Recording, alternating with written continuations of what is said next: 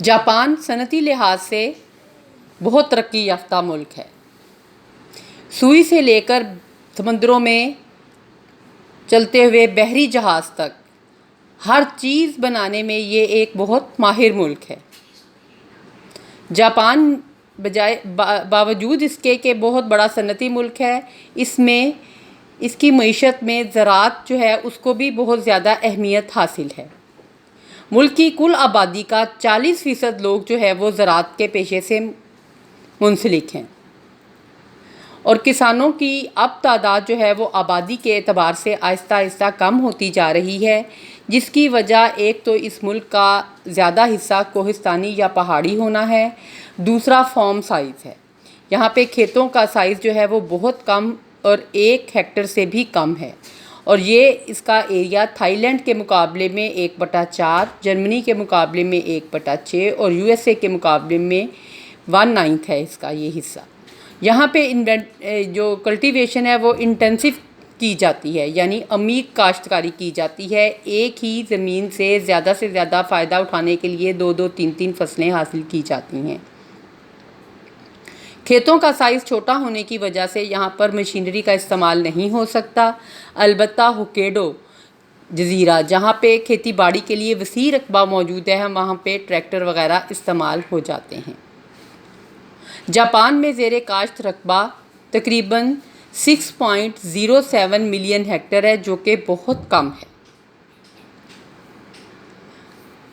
زمین کے استعمال کے حوالے سے اس ملک کو 3 حصوں میں تقسیم کیا گیا ہے۔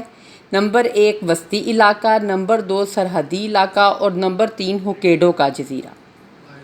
اب وسطی علاقے میں وسطی ہونشو، شکوکو اور انتہائی جنوبی حصوں کے تمام کیوشو کا علاقہ جو ہے وہ شامل ہے۔ یہ دیکھیں، یہ ہے کیوشو کا جزیرہ، یہ ہے شکوکو کا جزیرہ، یہ بڑا ہے ہونشو، اور یہ شمال میں ہوکیڈو کا جزیرہ ہے۔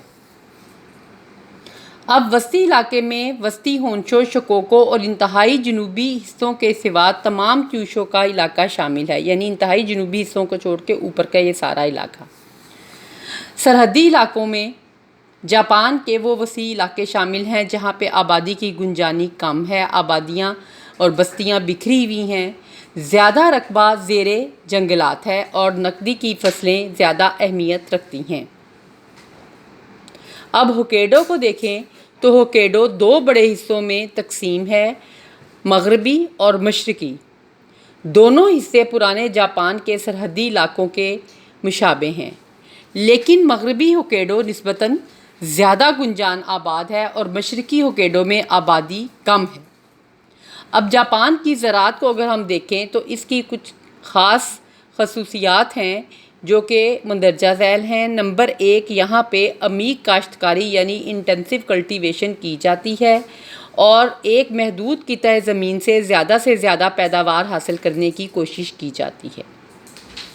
دوسرا یہ کہ یہاں پہ آبپاشی کا بہت اچھا سسٹم ہے۔ یہاں پہ زیادہ تر فصلوں کی جو کاشت ہوتی ہے اس میں چاول ہے، جو کل رقبے کے 52% پہ ہوتی ہے۔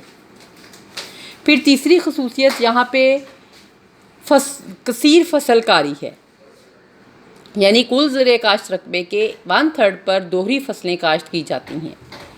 پھر چوتھی یہاں کی خصوصیت فصلوں کی ہے فصل در فصل کاشت۔ یہ مطلب ویسے ہی ہے جیسے کہ کثیر فصل کاری ہوتی ہے، پہلی فصل کی کتاروں کے اندر دوسری فصلوں کی کاشت کر دی جاتی ہے، جو کہ اس وقت پک کے تیار ہوں کہ جب کہ پہلی بھی فصل تیار ہو، اور دونوں کو پھر اکٹھا ہی جو ہے وہ کاٹ لیا جاتا ہے۔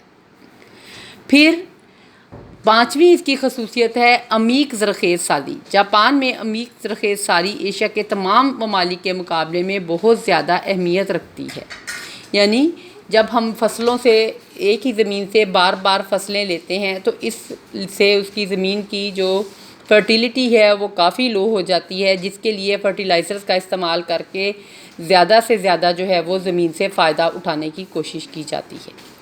چلیں، آج کا آپ کا لیکچر اتنا ہی ہے، اس کو نقشہ سامنے رکھے، اچھے طریقے سے یاد کریں۔ اللہ حافظ۔